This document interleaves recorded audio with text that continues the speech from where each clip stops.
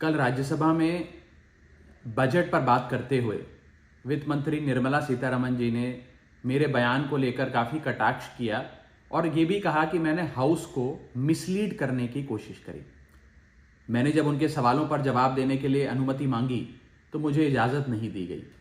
इसीलिए मैंने सोचा कि इस वीडियो के माध्यम से सीधा वित्त मंत्री जी से बात करूं और दूध का दूध पानी का पानी करने का प्रयास करूं।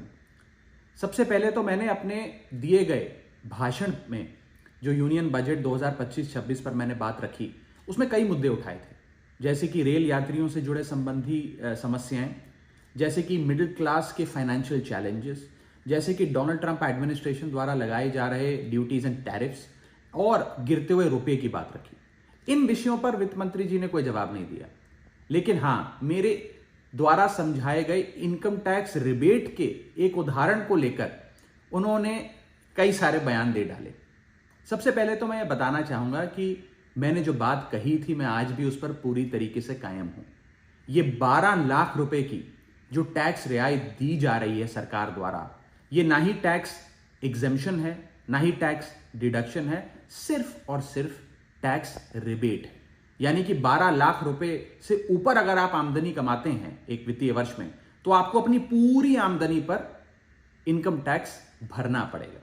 मेरे इस कॉन्सेप्ट को समझाने के लिए दिए गए उदाहरण को वित्त मंत्री जी ने टेक्निकली उसे उलझाने का प्रयास किया, उसमें मार्जिनल टैक्स रिलीफ का कॉन्सेप्ट जोड़कर यह सिद्ध करने की कोशिश करी कि मेरा उदाहरण गलत था।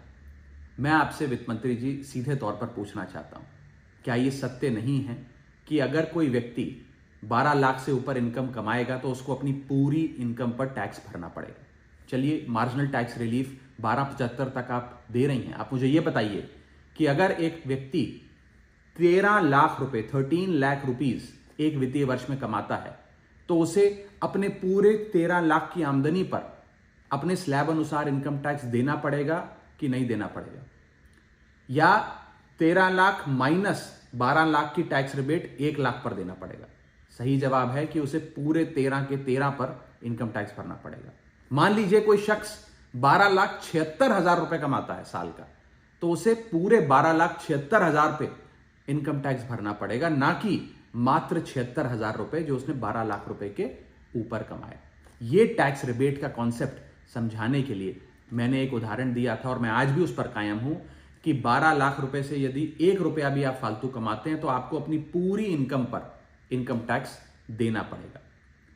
उसको मेरे उस बयान को लेकर वित्त मंत्री जी ने मुझ पर काफी व्यक्तिगत हमले भी किए, मेरे बारे में व्यक्तिगत टिप्पणियां करी। मैं बस इतना ही कहना चाहता हूं कि मेरे मन में माननीय वित्त मंत्री जी के लिए बहुत आदर और सत्कार है। वो अनुभव में, ओहदे में, उम्र में मुझसे बहुत बड़ी हैं। मेरा बस इतना ही कहना है कि आगे से मुझे उम्मीद है कि वित्त मंत्री जी इस प्रकार के व्यक्तिगत बयानों से बचेंगी और सिंपल टैक्स कॉन्सेप्ट्स लाने के लिए जो उदाहरण दिए गए हैं उनको टेक्निकली तोड़ मरोड़ के जनता के सामने प्रस्तुत करने का प्रयास नहीं करेंगी।